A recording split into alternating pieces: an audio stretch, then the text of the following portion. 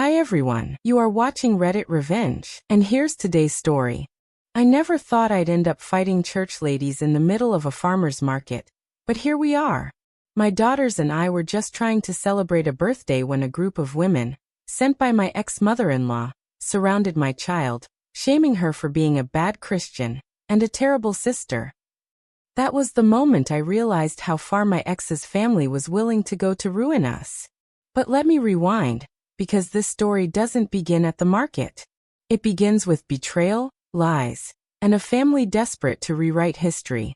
I'm a 46-year-old widow. My husband died suddenly last year in a tragic accident. Most people think when a spouse dies, the hardest part is the grief. But for me and my daughters, the grief came tangled with something much darker, because my husband didn't just leave us behind. He left behind secrets. He had been cheating for years. And not just cheating, he had 2 sons with another woman. When both he and his affair partner died, those boys were orphaned. And instead of mourning or reflecting on the pain my daughters were going through, my in-laws decided to make it my responsibility to raise those boys. They tried to guilt my daughters into accepting them as brothers, tried to pressure me into letting them move in. And when I refused, they turned to the one weapon they knew best: their church. Before I explain how things got this bad, you need to know the history. My ex-husband and I had been together for years. On the surface, we looked like the perfect suburban family. Nice house, 2 beautiful daughters, smiles at the neighborhood cookouts. But behind closed doors, there were cracks. He grew distant, secretive, and I suspected something, though I never had the proof. Not until my daughters found it. Yes, my daughters, 17 and 15, were the ones who discovered his affair. Imagine how cruel that is. 2 teenagers stumbling upon messages, photos, and evidence that their father had another life. And not only that, but the woman he was cheating with gave birth to 2 boys. Suddenly, my girls weren't just dealing with betrayal. They were being asked to accept half-brothers born from an affair. Then fate delivered the final blow. My ex-husband and his mistress died in a sudden accident, leaving those 2 boys orphaned. And just when my daughters and I were barely breathing from the shock, his parents, my ex-in-laws, swooped in. They weren't grieving grandparents. They were on a mission. They tried to push themselves into our home, demanding that my daughters step up and take care of their half-brothers. They even threatened to fight me in court for custody of my girls, as if losing their father wasn't enough. That was the backdrop of our lives: grief, betrayal, custody battles, and a constant tug-of-war with 2 people who thought faith gave them the right to control us. After the funeral, the mask truly came off. My ex-in-laws, 80F and 78M, stopped pretending to be grieving grandparents and started acting like generals in some twisted holy war. They weren't satisfied with just being present in my daughters' lives. They wanted full control. They claimed that since I was no longer married to their son, I was straying from the family path, and that my girls would be lost souls without their grandparents' guidance. But the worst part? They dragged religion into every conversation. Suddenly, every refusal from me was painted as rebellion against God. If I said my daughters needed therapy instead of Sunday lectures, I was a bad Christian mother. If my girls didn't want to meet their half-brothers, they were labeled heartless and selfish. It didn't matter that those boys were living safely with distant relatives. In my in-laws' minds, my daughters had an obligation, as if betrayal and trauma didn't count. It got to the point where visits turned into interrogations. My oldest daughter told me her grandmother had pulled her aside and whispered that if she didn't forgive and embrace the boys, she would burn in hell. My youngest came to me in tears after being called ungrateful and a sinner. Imagine being 15, grieving your father, and still being blamed for not mothering the children he created with another woman. I tried setting boundaries. I tried being firm but civil. But every no I gave just fueled them.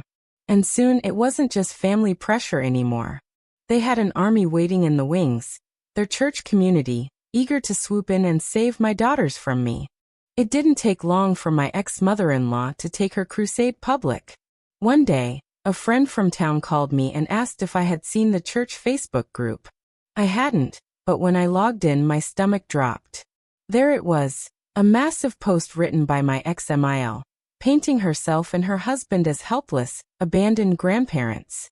In her version of events, they were homeless and penniless, left to suffer because my daughters and I had turned our backs on family. She claimed that we refused to honor their son's legacy, and that my girls had cruelly rejected their little brothers, who only wanted love. The comments were flooded with sympathy. People were calling us cold, heartless, even evil. Some even offered to bring meals and money to my ex-in-laws, as if they were living under a bridge. It was a Hallmark movie-level sob story, and it was all a lie. My ex had left them his bank account and insurance, yet here they were pretending to be destitute saints suffering under my cruelty. But the worst part wasn't the lies about money. It was the way she twisted the truth about the affair. See, this church is extremely strict about cheating, man or woman, it doesn't matter. If you're caught, you're shunned. So how did she explain the two mystery boys, without exposing her precious son's infidelity? Easy. She claimed the mistress was our surrogate. According to her, those children were mine, but I had selfishly rejected them because they were boys, not girls. That accusation burned. It wasn't just disgusting, it was dangerous. And I knew if I didn't fight back, my daughters and I would drown under the weight of her lies. The online slander was bad enough, but then it spilled into our real lives. And the timing couldn't have been worse. It was my youngest daughter's birthday, and since her actual party was scheduled later in the month, I decided to treat her with something fun. We went to the weekend farmers market, a place filled with fresh bread, fruit, and chocolates. I gave her a budget and told her to buy whatever she wanted, sweets, candy, the works.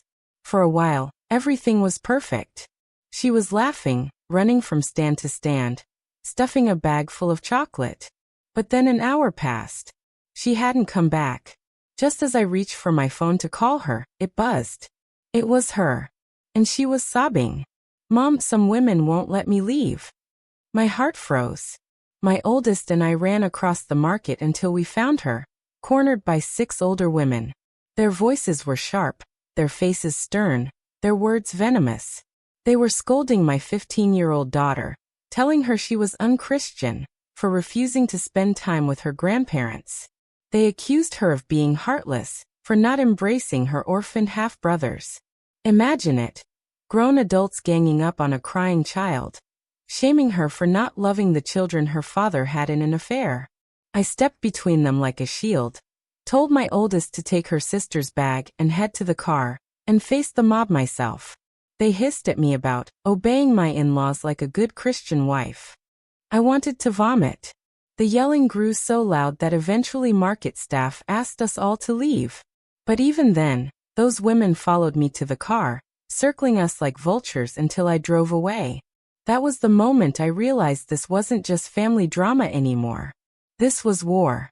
That night, after I tucked my girls into bed, I sat in the dark living room and let everything sink in. My youngest had cried herself to sleep on her birthday.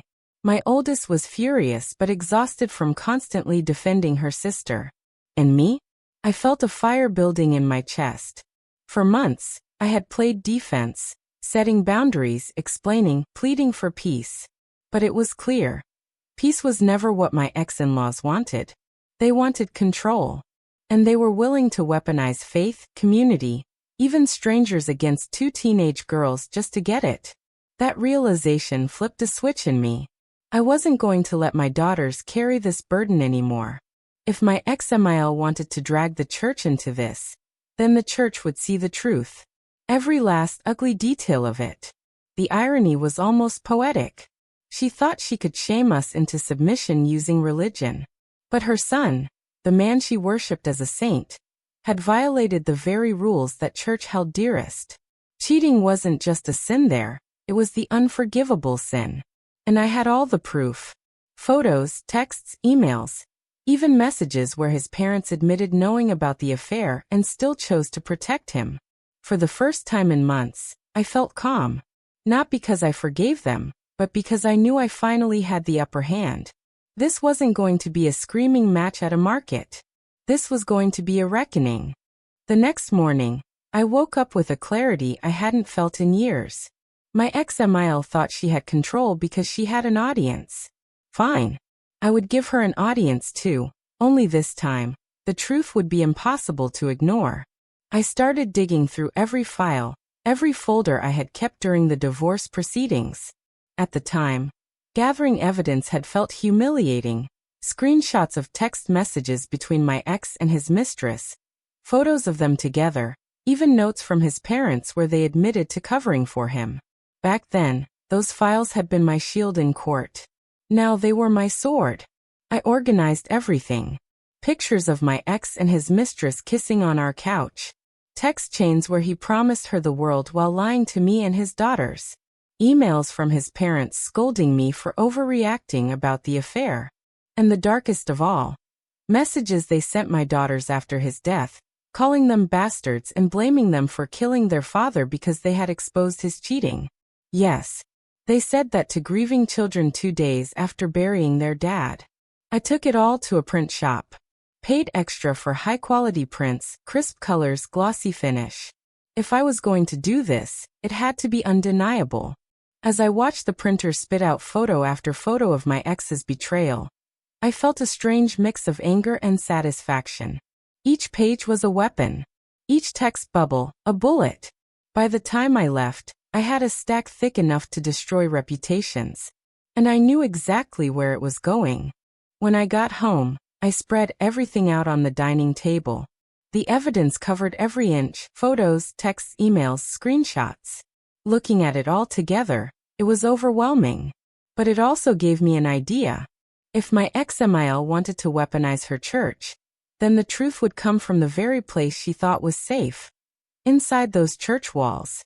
I sat down with binders, dividers, and a stack of plastic sleeves. Slowly, methodically, I began assembling what looked like hymn booklets. The same kind the church handed out every Sunday.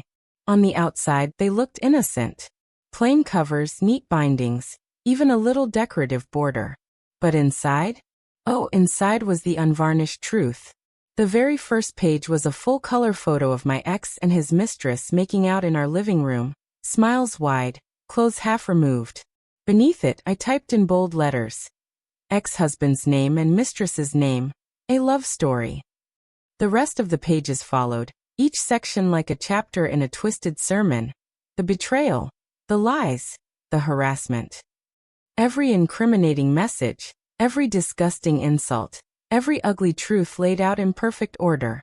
When I was finished, I had a stack of binders that could pass as church songbooks, except they didn't hold hymns. They held sins. The plan was simple.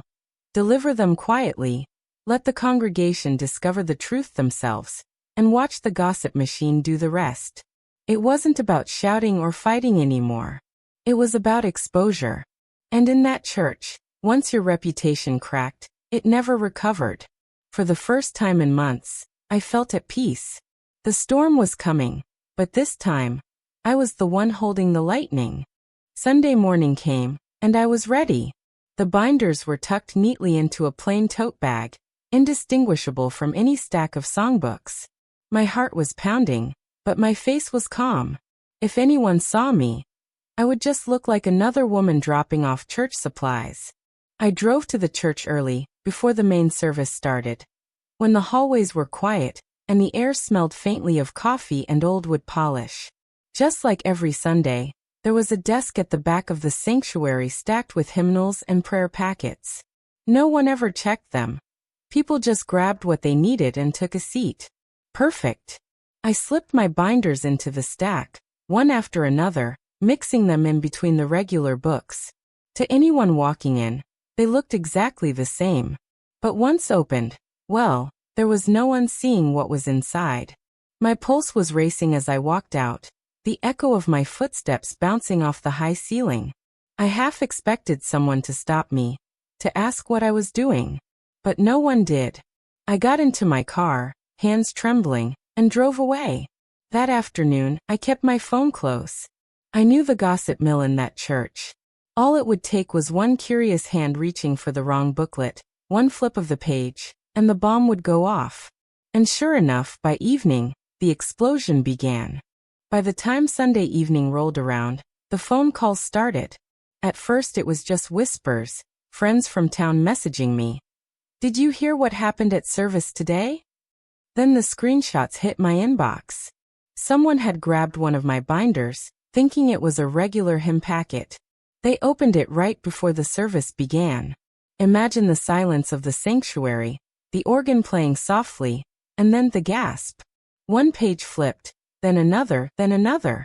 Within minutes, the gossip spread like wildfire through the pews. People were passing pages around, pointing, whispering, covering their mouths in shock. By the end of the sermon, half the congregation wasn't even listening.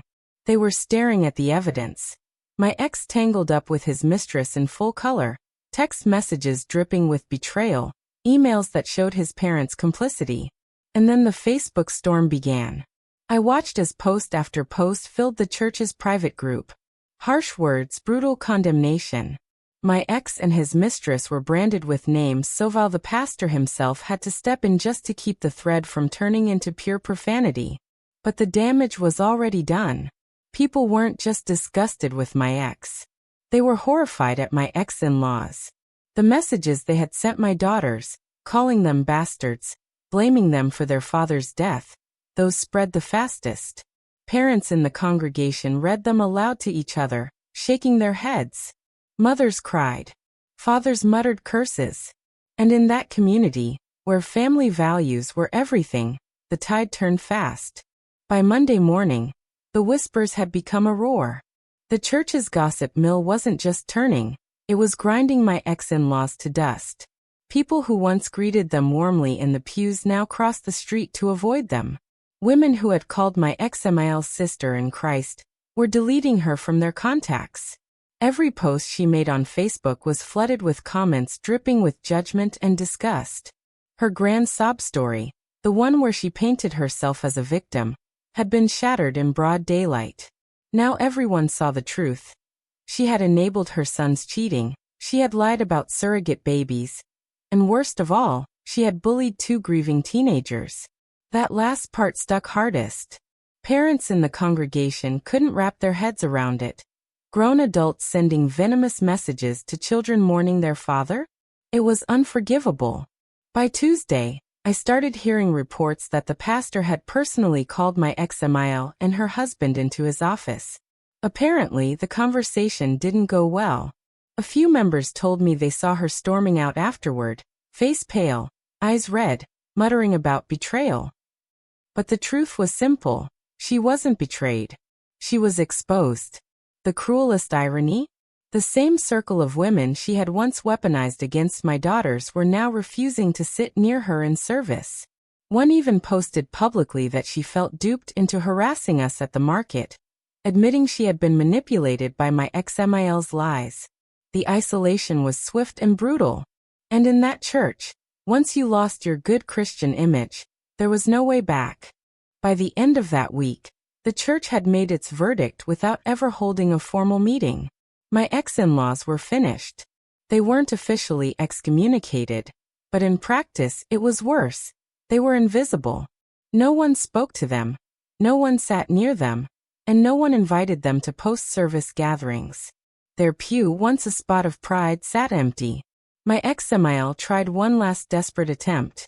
She made a long, dramatic Facebook post about how the elderly are abandoned, how no one respects God's chosen elders anymore, and how her great son would have taken care of her if he were still alive. But instead of sympathy, the comments section was filled with cold reminders. Your son betrayed his vows. You attacked your own granddaughters. You reaped what you sowed. The church that she had once controlled with whispers and guilt had turned its back on her completely. Her allies? Silent. The women she had sent after my daughters? Now refusing to return her calls. For the first time in months, I felt a strange peace settling over my house. My daughters, who had been carrying the weight of those cruel messages and public shame, were finally able to laugh again without glancing over their shoulders. At dinner, my youngest actually joked about the prayer book of doom, and we all burst into laughter so hard we cried. I knew the storm wasn't completely over. People still gossiped, and some would never see me as innocent. But the balance of power had shifted. We weren't the ones being judged anymore. The truth had spoken louder than their lies. The following Sunday, word spread that my ex-in-laws hadn't shown up to service. No one was surprised. By then, their shame had become unbearable. A few people told me they had been seen shopping in another town, trying to avoid the stares and whispers. But the truth was, they couldn't outrun what had been revealed. Their names were etched into the gossip mill forever. My ex-Emile tried to fight back one more time. She posted a bitter message about how the church had lost its compassion, how the world was crumbling, and how she had been cast aside after a lifetime of service. But the replies cut sharper than any sermon. People reminded her of the cruelty toward my daughters, the lies about a surrogate, and the venom she poured into her own family. And this time, no one defended her. Not a single voice rose up to shield her from the truth. I sat at my kitchen table, reading those comments, and realized something important. Revenge hadn't been the goal. Justice had. My daughters no longer felt like villains in their own story. They saw people standing up for them, condemning the adults who had tried to break them. For the first time, they felt believed. That night, as we shared dinner, my oldest looked at me and said, "Mom, I think we're finally free." And she was right. It wasn't about winning. It was about letting go. The church could keep its judgment, its whispers, its endless obsession with appearances. What mattered was that my girls and I had survived it, and we had done it together. In the weeks that followed, life slowly returned to something that resembled normal. The panic in my daughter's eyes began to fade, replaced with cautious smiles and the kind of laughter I hadn't heard since before their father's death. Therapy sessions were no longer about defending themselves from cruel words. They were about healing, rediscovering joy, and imagining futures free of shame. As for my ex-in-laws, their fall from grace was complete. They stopped attending the church altogether, too humiliated to face the people who once praised them. Rumor had it they even tried another congregation in the next county, but the story had already traveled ahead of them. Wherever they went, the whispers followed. Their power, their influence, their carefully polished image, it was all gone. I thought I would feel triumphant. I thought there would be satisfaction in seeing them shunned, in watching them taste the same bitterness they had forced on my daughters. But what I felt instead was peace. A deep, quiet peace. I no longer cared what happened to them. They had written their own ending, and the truth had delivered the justice I could never have forced on my own. One evening, as we sat on the porch, my youngest leaned against me and said, "Mom, do you think Grandma will ever say sorry?" I paused, thinking about it. Maybe. But we don't need her apology anymore. We already know the truth. And with that, I realized the revenge wasn't the binders, or the shame, or the gossip. The real revenge was freedom. Freedom from their grip, their lies, their cruelty. Months later, I still keep one of those binders tucked away in my closet. Not because I need it anymore, I don't. But because it's a reminder. A reminder that sometimes the truth doesn't just defend you, it sets you free. My daughters and I have moved forward. Birthdays feel joyful again. Family dinners are filled with laughter, not tension. The weight that used to hang over our home is gone, replaced with lightness we thought we'd never feel again. Every now and then, I hear whispers about my ex-in-laws. How lonely they are, how bitter they sound, how they still complain that the world turned against them. But their words have no power here. Their narrative died the moment the truth came to light. People sometimes ask me if I regret what I did, if I regret exposing them so brutally. My answer is simple, no, because I didn't do it for revenge. I did it to protect my daughters, to shield them from lies that could have destroyed their self-worth. And in the end, it wasn't about bringing anyone down. It was about lifting us up. The church may never fully embrace me again, and that's fine. I don't need their approval. I don't need their validation. I have my girls, I have our peace, and I have the strength of knowing that when life tried to break us, we fought back, with truth. And maybe that's the real lesson here. Sometimes the sweetest revenge isn't hatred, or anger, or even justice. Sometimes, the sweetest revenge is simply living free, happy, and untouched by the lies of those who tried to destroy you.